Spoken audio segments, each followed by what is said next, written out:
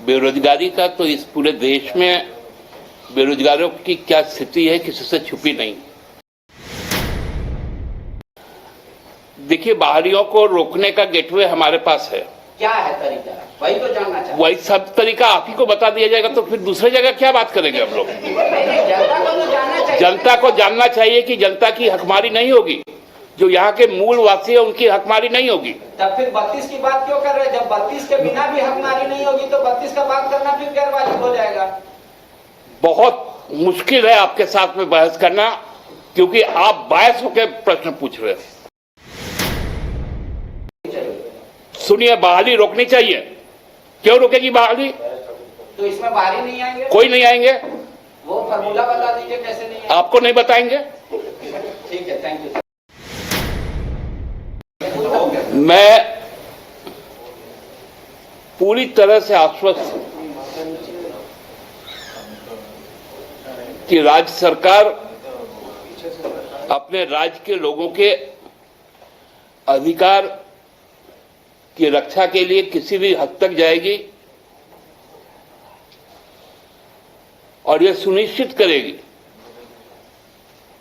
कि जो तृतीय और चतुर्थ वर्ग के जो पद है उसमें गैर झारखंडी कोई भी ना आ पाए। धन्यवाद।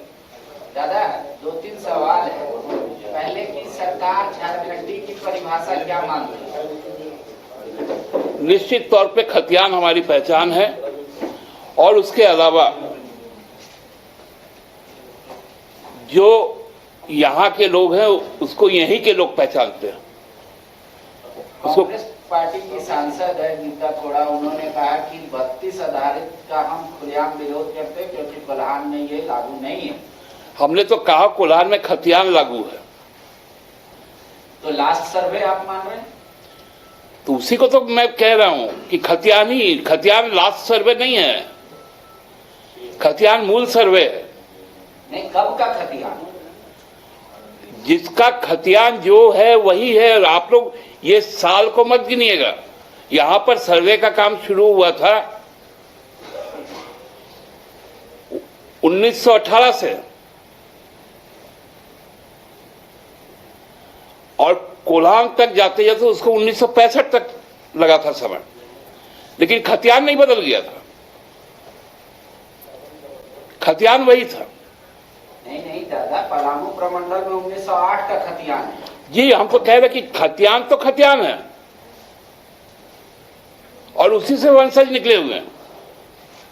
पाकुड़ में 2 प्रखंड ऐसे हैं कभी नहीं हुआ सर्वे। साहेबगंज में भी हुआ है। तो फिर साहेबगंज में भी मैं मान रहा हूं, क्योंकि उस समय जो सर्वे हुआ था वो ब्रिटिश काल था। और तो उस कैसे एड्रेस करेगी सरकार? एड्रेस तो यही करेंगे ना कि हम पहचानते हैं उन लोगों को, कौन हमारे साथ है। तो क्या तरीका होगा? जो ग्राम सभा है, हम लोग तो मानकी मुंडा व्यवस्था को जानते हैं, ग्राम सभा को जानते हैं, ग्राम प्रधान को जानते हैं।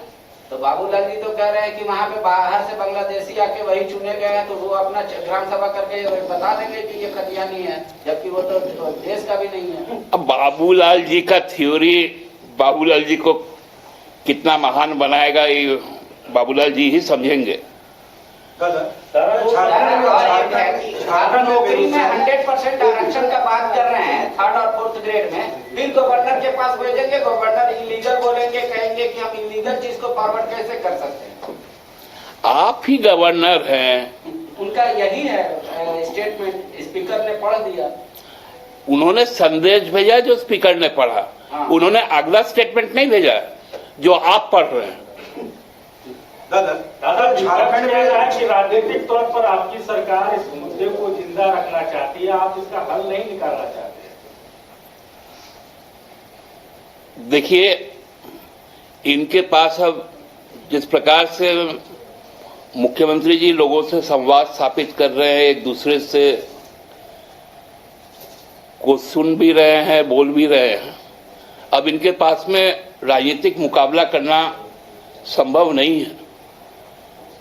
इसलिए इस तरह से बोल रहे कि इसको राजनीतिक मुद्दा, ये राजनीतिक मुद्दा नहीं है, हमारी पहचान का मुद्दा है। 2 सवाल है। एक तो ये है कि क्या झारखंड में बेरोजगारी का आलम इतना हो गया है कि जो बेरोजगार हैं वो सुसाइड करने की हालत में हैं, वो आत्मदाह कर रहे हैं। और दूसरा से जुड़ा हुआ सवाल ये है, कल कैबिनेट ने झारखंड के आंदोलनकारियों के आश्रितों के लिए 3rd और 4th ग्रेड में 5% रिजर्वेशन रखा है।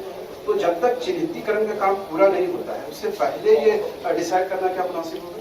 नहीं, देखिए, कुछ तो चिन्हित हो ही चुके हैं जिनको पेंशन मिल भी रहा है और बाकी सर्वे भी चल रहा है। दूसरा सवाल आपका जो है बेरोजगारी का, तो इस पूरे देश में बेरोजगारों की क्या स्थिति है किसी से छुपी नहीं। और आंदोलन के क्रम में लोग आवेश में भी आते हैं। हम लोगों ने भी झारखंड आंदोलन में बहुत सारे ऐसे चीजें को होते हुए देखा है, तो इसलिए वो एक आवेग होता है, उसको बहुत टैकल करना पड़ता है और वो अच्छी तरह से टैकल हो भी गया।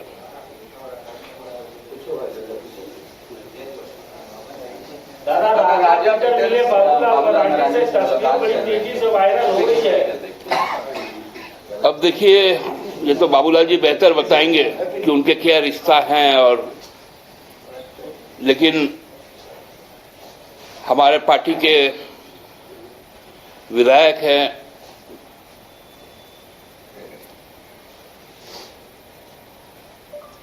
विकास सिंह मुंडा, जो दिवंगत रमेश सिंह मुंडा जी के पुत्र हैं, उनके हत्या में शामिल होने के उनको सजायाफ्ता भी है, उम्र कैद की सजा हुई है। इस बीच में उनको जमानत भी मिला, ये भी एक कानूनी प्रक्रिया है। लेकिन उसके बाद का जो प्रक्रिया है वो हमसे ज्यादा बेहतर बाबूलाल जी बोलेंगे